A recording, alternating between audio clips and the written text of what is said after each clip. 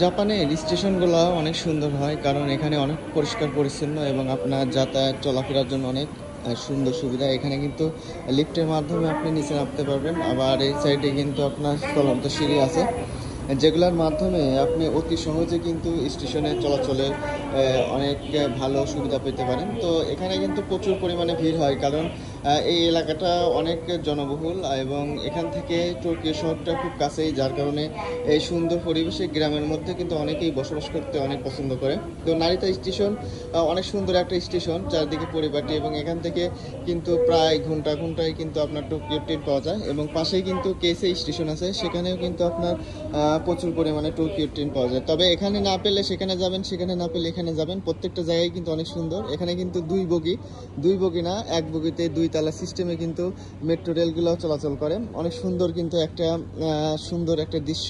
জাপানের মধ্যে কিন্তু মেট্রো রেলগুলো খুবই প্রচলিত, এবং এই মেট্রো রেল চলাচলের মাধ্যমে আপনার কিন্তু অনেক টাকা পয়সা সাশ্রয় হয়।